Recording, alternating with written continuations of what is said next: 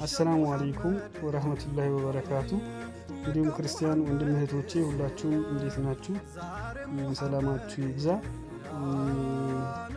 አንድሽ ነገር ለማለት ፈልጌ ነው። ማለት ያው ሰሞኑን ሶሻል ሚዲያ ላይ ሲመላለስ ስለነበረው ነው ስለ እምነት ጉዳይ። ስለሱ ትንሽ ነገር ያው እንደ ሙስሊም አማኝ ትንሽ ነገር ለማለት ፈልጌ ነው ይሄን ቪዲዮ ሼር የማደርገው። እና አንዳንዴ ትናንሽ ነገሮች ናቸው ወደ ትልቅ እልቂት ሊወስዱን የሚችለው። የሰው ልጅ ደግሞ ትንሹ ሴንሲቲቭ ነገሩ እምነቱ ነው። ከምንም በላይ ማንም ሰው አውቆበት ትክክል ነው ብሎ የሚያምነውን እምነት ማንም እንዲነካበት አይፈልግም። ይሄ ሁሉም ሰው አቋም ነው። በየትኛውም እምነት ውስጥ ያለ ሰው ከእምነቱ በላይ ደካማ ጎን የለውም። እምነቱ ሲነካ ማንም ለበጎ ነው ብሎ የሚቀበል አይኖርም፣ በመጥፎ ሲነሳ ማለት ነው። እና አንድን ሰው በጣም ከወደዳችሁት ወይ ደግሞ ከተመቻችሁ ባህሪው ልታደርጉለት የምትችሉት ወይ የምትሉለት ውለታ ትልቁ ነገር ወደ ራሳችሁ ሃይማኖት እንዲገባ ማድረግ ነው። ከዛ በላይ ለሰው ልጅ የተሻለ ምኞት አለ ብዬ አላምንም። እና ሁሉም ሰው አንድን ሰው ከወደደ ወደ ራሱ እምነት እንዲጠጋ ያደርጋል። ያንን ነገር በሚያደርግበት ሰዓት ግን የነበረበትን እምነት ወይም ደግሞ ያለበትን እምነት መጥፎነቱን መንገር ሳይሆን ስለ ራሱ ሃይማኖት ስለሚከተለው ሃይማኖት ብዙ መልካም ስነ ምግባሮች እንዳሉት እና ይሄ ሰው ሊፈልገው አይነት ወደሚገባው መንገድ ሊመራ እንደሚችል አስረድቶ አሳውቆ ነው ማንም ሰው ወደ ራሱ እምነት መጣራት የሚችለው። እምነት በግዴታ አይደለም፣ በውዴታ ነው። ማንም ሰው ድንጋይ ሊያመልክ ይችላል። ድንጋይ የቂያማ ቀን ኦር ደግሞ የመጨረሻው ቀን ድንጋይ ያድነኛል ብሎ የሚያምን ከሆነ ማመን ይችላል ሁሉ። ግን ያን ነገር ድንጋይ እንደማይጠቅም ሳይሆን እኔ ጋር ያለው እምነት ከድንጋይ የተሻለ ሊያድንህ እንደሚችል ማስረዳት መቻል ነው ትልቁ የማንኛውም እምነት አስተምሮ። እምነቱም የሁሉም እምነት እንደዛ ነው የሚለው። እና ሰሞኑን እፎይ የተባለ ራሱን ማለት የኦርቶዶክስ እምነት አስተማሪ ነኝ ብሎ የሚያምን ሰው ነው እና በሱ ምክንያት ብዙ ጥቅጥ እየተፈጠረ ነው። በእርግጥ ብዙም ማለት ስለ እሱ መጥፎነት ምናምን ለማውራት ምናምን ሳይሆን ያደረገው ነገር ትክክል አይደለም። አንድን ሰው እሱ አሁን ክርስቲያን ሆኖ ወደ ሙስሊሙም ይሁን ወይ ፕሮቴስታንት ተከታዩም ወደ ራሱ ለመሳብ የሚያደርገው ጥረት አንደኛ ይሄ እሱ የሚከተለው አይነት የትክክለኛ የኦርቶዶክስ እምነት አባቶች እምነታቸውን በሚሰብኩበት መንገድ አይደለም እሱ እየሰበከ ያለው።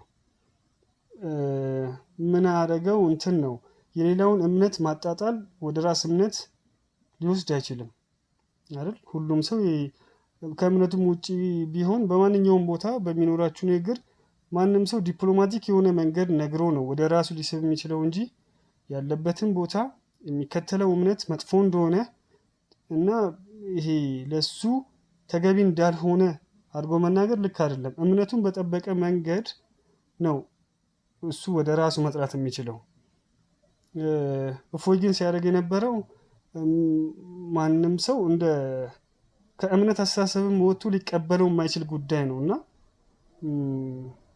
ምን አለ መሰላችሁ እስልምና ላይ ነቢያችን ሙሐመድ አለይሂ ሰላቱ ወሰላም በምንም አይነት መልኩ የሙስሊሙ አማኝ በሳቸው ውዴታ ልቡ የከነፈ ነው። አንድ ትንሽዬ ሙስሊም ትንሽዬ ማለት ማውራት ብቻ የሚችል ሰው ስለ ነብዩ ሙሐመድ ሰለላሁ ዐለይሂ ወሰለም ብትጠይቁት ነፍሱን ከመስጠት ወደ ኋላ አይልም። ይሄ ነው የእስልምና አስተምሮት። እሱ ስላላቸው እሱ ይሄ መሳለቂያ ወይ ደግሞ ማፈሪያ እንደሆኑ ስለነገረ ማንም የሚቀበል ሰው አይኖርም። እንዳልኳችሁ ነው እምነት የሰው ልጅ ትንሹ ሴንሲቲቭ ነገር ነው። በእምነት ማንም ከመጣ ወደ ኋላ አይልም። እና ማንም ሙስሊም ደግሞ በነብያችን ሙሐመድ ሰለላሁ ዐለይሂ ወሰለም ምንም አይነት ቀልድ የለውም። ማለት መኖር የሚባለው እሳቸውን ወዶ ነው። እኛ ሙስሊሞች የምናምነው እንደዛ ነው። ከእሳቸው ፍቅር ውጪ ለኛ አለ የሚባል የሚጨበጥ ፍቅር የለም። የሰው ልጅ ካሳየው የፍቅር ታሪክ ምንም ቅድሜ የሌላቸው ውድ ነብያችን ናቸው። እሳቸውን መሳደብ መዝለፍ ማንም ሰው ብቁ አይደለም በእምነት ቦታ እምነቱን ሊያስተምር የመጣ ሰው አይደለም ተራ ሰው የማያውቅ ሰው ለእሳቸው የተለየ ክብር ሊሰጣቸው ነው የሚገባው። ሙስሊም እስልምና መጥላትና እሳቸውን መጥላት ደግሞ የተለያየ ነው።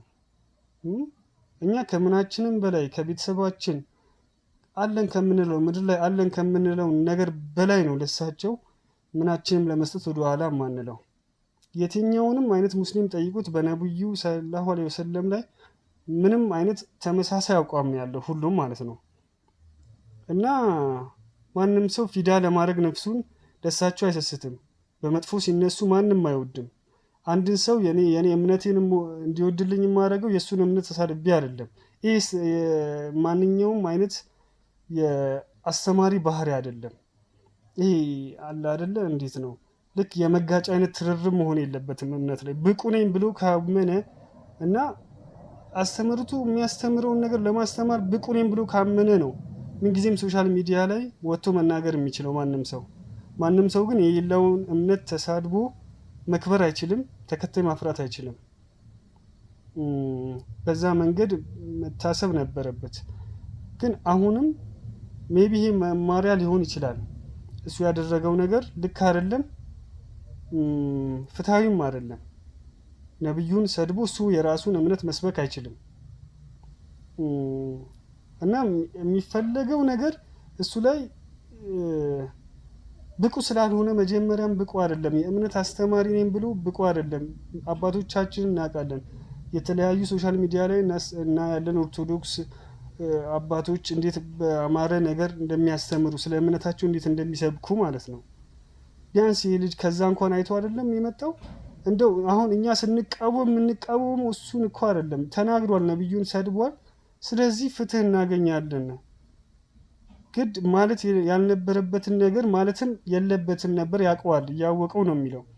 ይሄ ሌላ ነገር ለመቀስቀስ ካልሆነ በስተቀር የእምነት ጥሪ አይደለም። እምነትን ወደሱ እንዲሳቡ ለማድረግ እንዴት ነው ማለት በምን አይነት አስተሳሰብ እንደሚያስበው ይችላል። አሁን አንዳንዴ የእምነት አባቶች ወይ ደግሞ ስለ እምነት ብዙ ያውቃሉ የሚባሉ መቼም እታች ካለው ከምዕመናኑ ማለት በእውቀት ይሄ በእምነት እውቀታቸው የተሻሉ ናቸው ተብለው ነው የሚቀመጡት። እና አንዳንዴ ስንቃወምም ምን ማለት አለብን? አሁን እኛ የምንቃወመው እፎይን በበቂ ምክንያት ነው። ማንኛውም ሰው በጭንቅላቱ በስርዓት አስቦ ይሄ ውሳኔ መስጠት የሚችል ሰው 100% እፎይ ልክ አይደለም። ከሱም በፊት ለእሳቸው ለነብያችን ሰለላሁ ዐለይሂ ወሰለም ማንም ሰው ፊዳ መሆን እንደሚችል ማመን መቻል አለበት፣ የሌላው እምነት ተከታይ ማለት ነው። ለእሳቸው ምናችንም አንሰጥም።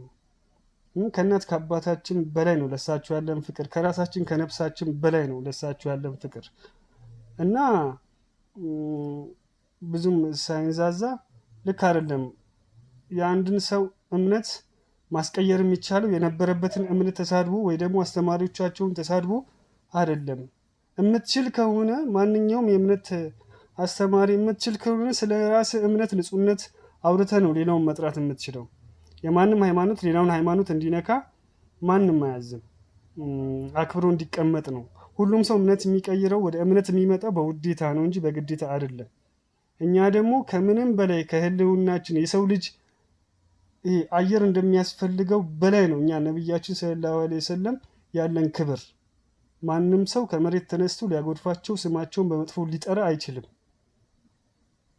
እና ይህንን ሰው ሁሉም ሙስሊም እንዲያውቅ እረዳለሁ፣ የሌላውም እምነት ተከታይ። አሁን ባለውም ወደፊት በሚመጣውም ማንኛውም የእምነት አስተማሪ እምነታችንን መንካት አይችልም። በተለይ ደግሞ ስለ ነብያችን ሰለላሁ ዐለይሂ ወሰለም መጥፎ ነገር ማንም መናገር አይችልም። ቅጣቱ ከባድ ነው የሚሆነው። እሺ ሁሉም ሰው መረዳት አለበት። እና አሁንም ቢሆን ጉዳዩን እኛ እንደዚሁ አንተው ፍትህ ማግኘት አለብን። ነብያችን ተነክቶ ማንም የሚያድር የለም። ይህን እንድታውቁ ለማሳሰብ ያህል ነው። ሼር አድርጉላቸው። ቪዲዮውን በደንብ እንዲዳረስ ሼርና ኮፒ ሊንክ አድርጉልኝ። አመሰግናለሁ። ጀዛኩሙላህ ኸይራን።